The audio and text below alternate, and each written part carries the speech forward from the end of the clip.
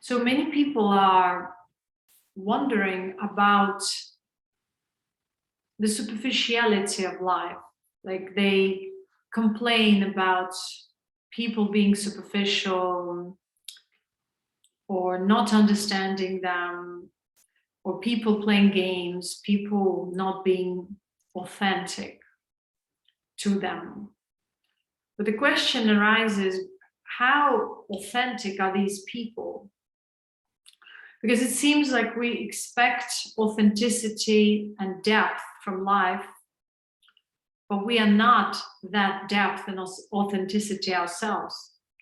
So how relevant is it to demand authenticity and depth from life, but trying to get to the depth of spirituality when we are not resonating it, when we aren't that which we demand from life? And it comes from ignorance, because we think that life is separate from us. We want to be loved, we want to be cherished, we want to be cared of, we want to be understood, we want people to tune in and see our point of view. But are we ready to do the same?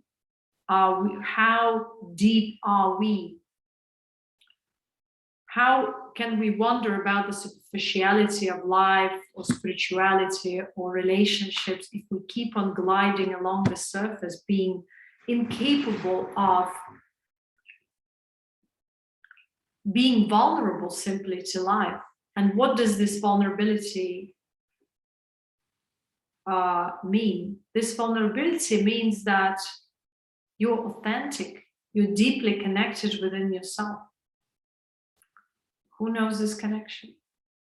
People glide along the surface, whether it's in relationships, whether it's about their life purpose and their interests. They just keep on gliding along the surface. Okay, I'll try this today, I'll try this tomorrow. And they never dig deeper.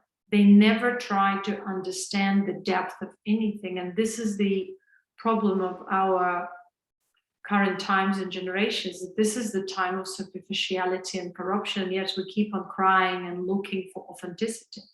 Now, when we face authenticity, meet authenticity, when we experience something a little bit more authentic, a little bit deeper, what is the first reaction?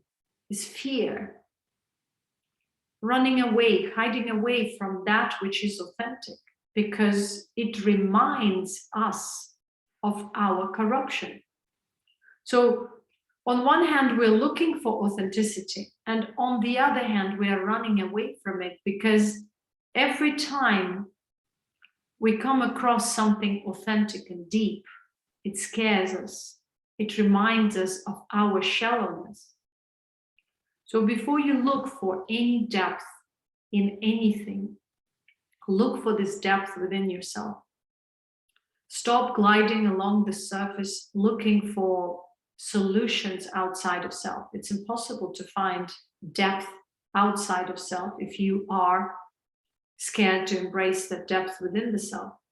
If you are not enough courageous to embrace that which also seems to show you your shallowness on some level. People look for authentic relationships with one another. They're looking for something that would fulfill them in life. They're looking for authentic spirituality. They're looking for the depth, spiritual depth. How can they perceive it outside, or even find or resonate with it, or even relate to it, if it's not their current vibration, if they don't vibrate that, if they don't emanate that? It's the same like we want to experience yoga, and yet we're not vibrating that yoga from within. So what will happen to us? We will attract to the pseudo yoga, to the commercial yoga. If we are corrupt, we will be attracted to corrupt spirituality, to corrupt relationships, which will allow us to see that corruption and nothing more.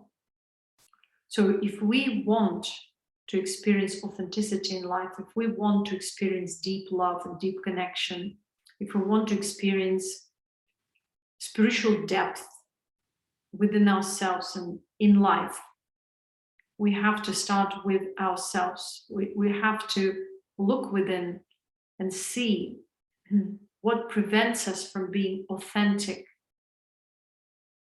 and open, what stops us from trusting life, because we cannot trust life as long as we are afraid to be vulnerable, authentic, honest, direct, expressive.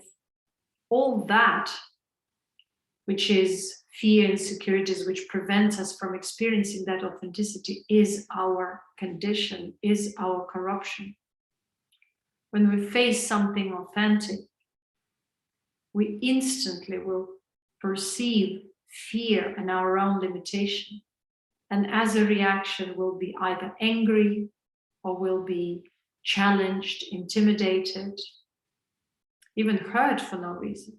But this is because the vibration or the frequency of the authentic being, of true love, of true pure ultimate being, enlightened being, you may say, is such a high frequency that, or whose vibration will push everything which is shallow and falls to the surface. So to complain about life and its shallowness is useless as long as you yourself emanate that shallowness or relate to that, or it keeps on coming from within. Don't be afraid to embrace something which is true, which is authentic, because this will become your path towards your own authenticity, towards your own purity, towards your own even vulnerability, but at the same time, the way to heal, because our consciousness, after all, wants to heal from superficiality, shallowness, corruption. That's why it attracts us first to people who potentially may hurt us or are reflections of our trauma, of our problems, of our shallowness.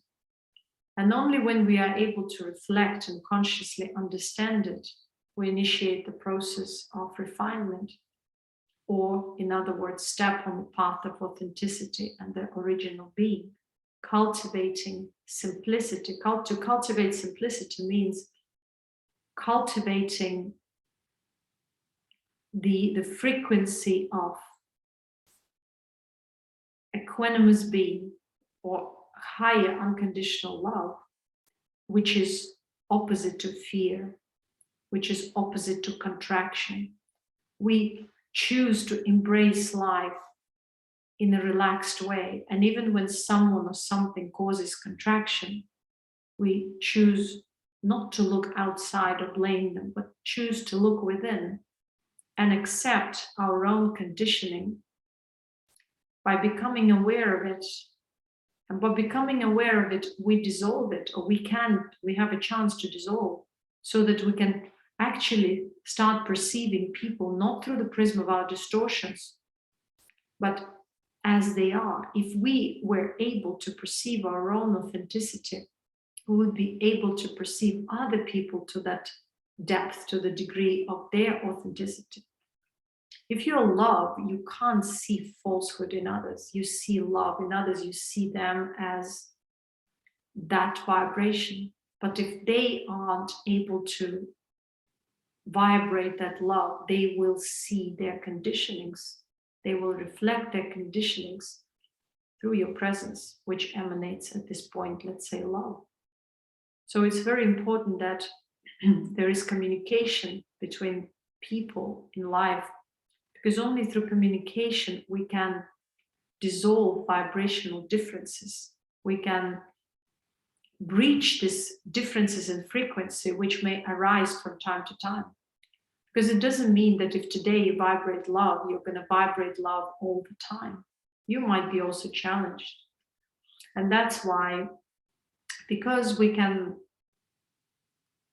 emanate so many frequencies, we are multidimensional beings. We exist and emanate through so many frequencies or on so many levels that when we relate to other people, we need to always remember that today we are like this, tomorrow we might not be like that. But if we communicate the change, we can dissolve any seeds of conflict. If we look within and generate our own authenticity and hold on to it, we can recognize any state of contraction, which is fear, insecurity, lack of courage, judgment, maybe false assumptions about someone or something. When we communicate, we choose the path of honesty, purity, and evolution, where through the communication, we clear this path. Through being aware of our own corruption, we realize the way to dissolve it and not to project it on other people. We become grateful to other people for reflecting our corruption back to us. And we learn to embrace life as it comes without constantly thinking that life is against us, without acquiring this victimized perspective that life is against us. On the contrary, we embrace it. We understand that whatever we experience, even if it hurts today, even if it's joyful today or tomorrow, everything may change in time. And we are to hold to the authenticity and not to that which fluctuates and is transitory. If you hold on to authenticity, you will recognize what is true, and you will sort out or sort of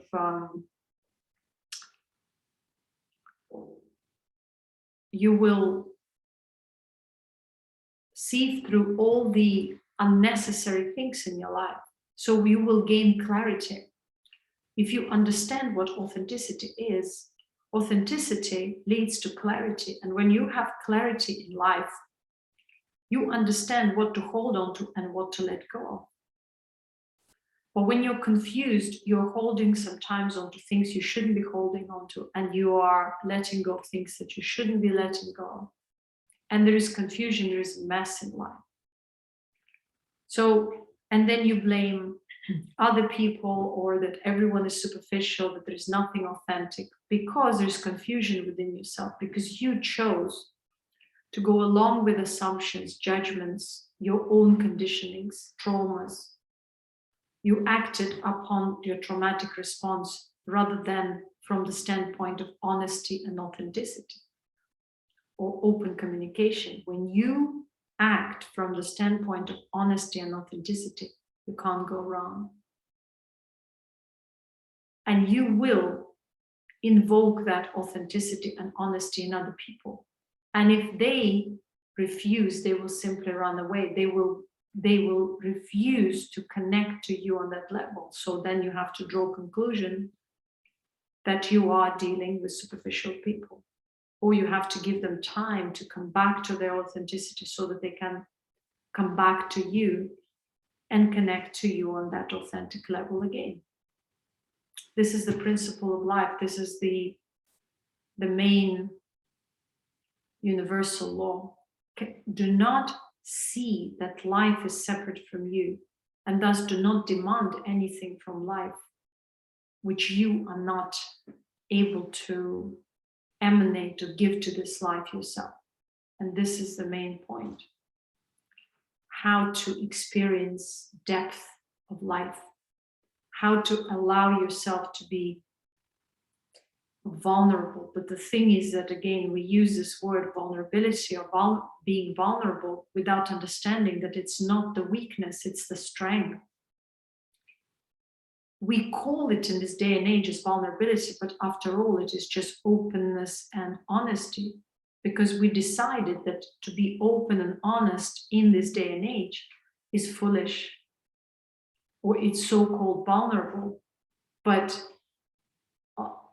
in reality, to be open, to express yourself in an open way, to open up to people is nothing but strength, which very few possess at this point in this day and age. The majority of people run away and hide behind the masks, the shallow masks, the artificial, superficial masks that they create, and behind which they hide their traumatized, victimized selves. How these traumatized, victimized selves then can appreciate something deep, or recognize it, or connect to it, or maintain it. But even the traumatized and victimized selves may connect and learn and experience truth if they choose so, if they choose the path of authenticity. Every time when they feel contracted, fearful, they choose to make an effort and they say to themselves, I open up to the authenticity. When I want to run away, I stay. When I want to hide away, I open up and talk. And so this way they can overpower the shallowness within themselves and come to the path of true authenticity, the path of success, the path of abundance, the path of happy, content relationships, and so on and so forth. The more they pursue the path of superficiality, the more they hide away behind the masks, the more they become victims of their own superficiality and masks, and the masks of other people. So this is the lesson. If you want to be deep, if you want to realize something deep, if you want to experience something deep, open up to it, welcome it from within, invoke it within yourself, and act upon it.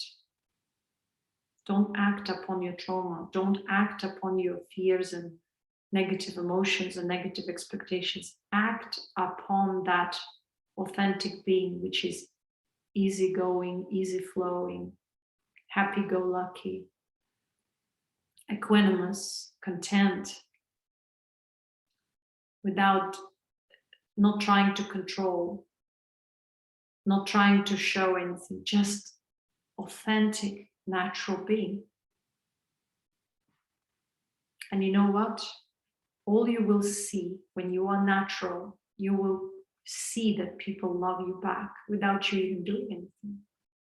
People want to embrace you, people want to invite you, people want to be a part of your life, a part of your being, because you emanate that vibration that most of people don't.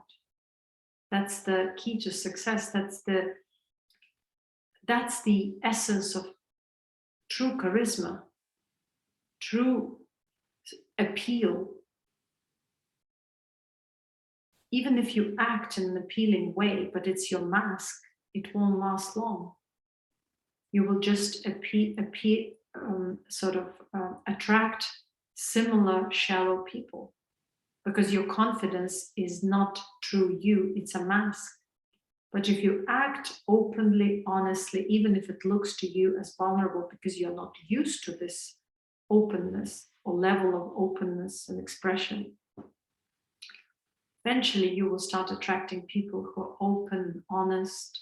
And if you can maintain that without judgment, without thinking they're foolish because they're open, appreciating that level of honesty and vulnerability, you will start healing your own being and will maintain that level of honesty and vulnerability, and will understand and appreciate the wavelength of like-mindedness and truth and openness between people. But if you can't embrace it, then you will need to face shallowness and the same response that you are sending out into this world, into this universe. You will be able to only perceive that vibration, register that shallow vibration, and you will need to own it. You will have to own it then.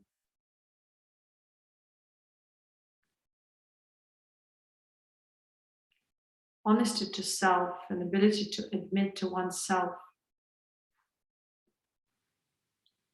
is a big, big step towards spiritual growth and evolution in general.